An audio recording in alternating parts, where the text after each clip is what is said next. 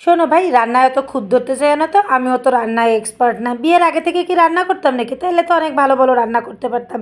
এখন কত লাইক হতো, কত ভিউ হতো। রান্না যা শেখার শিখেছি বিয়ের পরে। আর বিয়ের আগে সব পড়ালেখা পড়ালেখা নিয়ে দৌড়াদৌড়ি করে বেড়াইছি।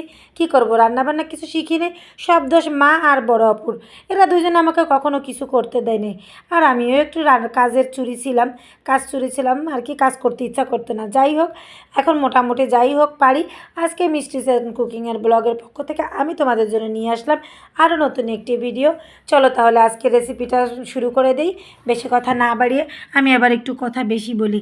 আজকে রান্না করব হচ্ছে মুড়িঘণ্ট। তার জন্য মুগ ডালটা আগে ভালো করে টেলে নিয়েছি। আর মুড়িঘণ্ট মানেই তো মাছের মুড়ো লাগবে, মানে মাছের মাথা লাগবে। তাই জন্য একটা কাতলা মাছের মাথা নিয়েছি আর একটা ছোট্ট একটা রুই মাছের মাথা নিয়েছি।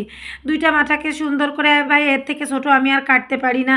এই যে দেখো, মাছই কাটতে পারি না, এগুলো তো বাজার থেকে কিনে নিয়ে আসছে। তাই একটু বড় হয়েছিল, তাই কোনো রকম চেষ্টা করে আর কি বটি দিয়ে ঘরে কেটে নিয়েছি।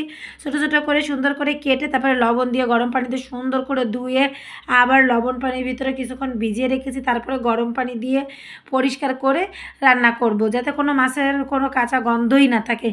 যাই হোক, এই যে ডালটা কিন্তু সুন্দর করে টালা হয়ে গিয়েছে। তারপরে এই যে গরম পানি দিয়ে কিছুক্ষণ ভিজিয়ে রাখবো। আর এদিকে মাছ ভাজার জন্য কড়াইয়ে তেল দিয়ে দিলাম। তার প্রথমে একটু পেঁয়াজ বেরেস্তা করে রেখেছি। তারপরে এই যে মাছের মাথাগুলো একে একে করে ভেজে নিচ্ছি। আর এই যে যারা আমার থেকে ভালো রান্না করতে পারে তাদেরকে অসংখ্য ধন্যবাদ। আমার যদি কোনো কিছু 19-20 হয়ে যায় অবশ্যই কমেন্টস করে জানিয়ে যাবেন। কারণ আমি তো আর আগে থেকে রান্না পারতাম না, আমি খাড়ের মতন করিনি। রান্না পারতাম না আর বলতে ভাই ভালো লাগে না।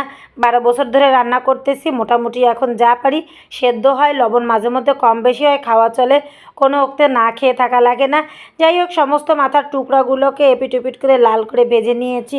জানি না এর থেকে কম বেশি ভাজতে হয় কি না, বললাম না আমি আমার নিজের মতো করে ভেজে নিচ্ছি। সবগুলো মাথার টুকরো ভাজা হয়ে গিয়েছে। এবার অবশিষ্ট যে তেল ছিল তার ভিতরে আরও কিছুটা তেল দিয়ে তার ভিতরে দিলাম 4টা তেজপাতা আর 5-6টা হচ্ছে এলাচ। এগুলো একটু ফেটে নিয়েছি যাতে ঘ্রাণটা বের হয়ে যায়। তারপরে এর ভিতরে দিয়ে দিলাম পেঁয়াজ আর রসুন কুচি। পেঁয়াজ কুচিটা বেশি দিয়েছি আর রসুন কুচিটা কম দিয়েছি, কারণ রসুন বাটাও দিব যার কারণে। আর হ্যাঁ, এখানে কিন্তু আমি একটু সরিষার তেলও অ্যাড করেছি। যাই হোক, এই যে পেঁয়াজ রসুন আর গরম মশলা দিয়ে একটু ভেজে নিচ্ছি। ভেজে নেওয়া হয়ে গেলে এটা কিন্তু একেবারে লাল করব না, একটু নরম হওয়া পর্যন্ত অপেক্ষা করব। তারপরে এই যে আদা রসুন আর হচ্ছে জিরা, এগুলো আমি একসাথে বেটে নিয়েছি, শিলপাটায় বেটে নিয়েছি। আপনারা ব্লেন্ডারেও করতে পারেন, যেভাবে খুশি সেভাবে বাটা হইলে হলো। এই যে বেটে নিয়ে এবার এই যে তেল ভিতরে মশলাগুলো দিয়ে এবার ভালো করে কষিয়ে নিচ্ছি। আর মশলার পরিমাণটা আপনারা আপনাদের আন্দাজ মতো দিবেন, যে পরিমাণে ডাল তারপরে যে পরিমাণে মাথা নেবেন সেই পরিমাণের। আমি এই আধা কেজি ডাল এনেছিলাম, সেখান থেকে বেশি অর্ধেকটাই দিয়েছি। যাই হোক, এই যে মশলাটা কিন্তু সুন্দর মতন করে কষানো হয়ে গিয়েছে। একটু ভালো করে কষিয়ে নিতে হবে যাতে এর ভিতরে কোনো কাঁচা গন্ধ না থাকে। সুন্দর কষানো হয়ে গিয়েছে এবং সম্পূর্ণ পানিটা টেনে কিন্তু এই যে তেল ছেড়ে দিয়েছে। দেখেন, যখন ওই যে সরিষার তেলের ফেনাটা কমে এসেছে তো বোঝা যাবে যে না, এবার আমার মশলাটা হয়ে গিয়েছে কষানো। এরপর এর ভিতরে দিয়ে দিচ্ছি আমরা গুঁড়া মশলাগুলো, হলুদ গুঁড়া, ধনিয়া গুঁড়া আর হচ্ছে শুকনো মরিচের গুঁড়ো। এগুলো আন্দাজ মতন, আপনারা যে যেমন ঝাল খাবেন সেই আন্দাজ মতন দিবেন। অবশ্য মুড়িঘণ্টটায় ঝালটা একটু বেশি হলেই আমার কাছে ভালো লাগে। যাই হোক, এখানে শুধু আমি গুঁড়া মরিচ নয় কাঁচা মরিচও ব্যবহার করবো, তাই শুকনো মরিচ কম দিয়েছি শুধু একটু কালার আসার জন্য। আর এই যে দিয়ে দিলাম পরিমাণ মতো লবণ, দিয়ে এই যে মশলাটাকে সুন্দর করে কষিয়ে তার ভিতরে একটু আমি পানি দিয়ে দিলাম যাতে গুঁড়া মশলাগুলো পুড়ে না যায়। এই যে যখন গুঁড়া মশলাগুলো একটু কষানো হয়ে গেছে তখন আমি এর ভিতরে দিয়ে দিলাম আগে থেকে ওই যে মুগ ডালগুলো আমি ভিজিয়ে রেখেছিলাম, ওগুলো সুন্দর করে ধুয়ে পানি ঝরে তারপরে মুগ ডালগুলো দিয়ে দিয়েছি। মুগ ডালটা একটু কষানোর পরে এরপরে এই রান্নায় কিন্তু আমি গরম পানি ব্যবহার করছি, আপনারাও গরম পানি ব্যবহার করবেন। যাই হোক, এই যে গরম পানি দিয়ে তারপরে এই যে যেই পানিতে বলক এসে গিয়েছে তারপরে আমি এই যে মাথার টুকরাগুলো আর কি এর ভিতরে দিয়ে দিলাম। এটা আবার অনেকে বলে যে এটা কষানোর সময় দিলেও ভালো হয়, মানে যে ডালটা যখন কষাই, মশলাটা যখন কষাই। আসলে বললাম না, আমি আগে থেকে জানতাম না, পারতাম না, তাই আমার মতন করে ট্রাই করেছি। তবে আগে থেকে যদি আমি জানতাম যে এই মাথাগুলোকে একটু কষিয়ে নিতে, তাহলে আমি কষিয়ে নিতাম। যাই হোক, তাও খেতে মন্দ হয়নি। এই যে আর আমি বেশ কিছুটা কাঁচামরিচ, এই মরিচগুলো কিন্তু অনেক ঝাল, মরিচগুলো সবগুলো ফেরে তারপরে আমি যে এর ভিতরে দিয়ে দিয়েছি। এর থেকে কিন্তু সম্পূর্ণ ঝালটা বের হয়ে যাবে। পরে আমি আরও কিছু কাঁচামরিচ অ্যাড করব। এই যে আমার রান্নাটা কিন্তু মাশাআল্লাহ প্রায় হয়ে গিয়েছে।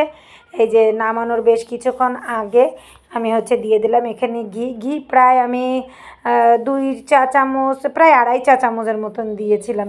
ঘি দিয়ে তারপরে যে আর কিছুটা ভাজা জিরা গুঁড়া দিয়েছি, কিন্তু কোনো গরম মশলা গুঁড়ো দিইনি, শুধু ভাজা জিরের গুঁড়োটাই দিয়েছি।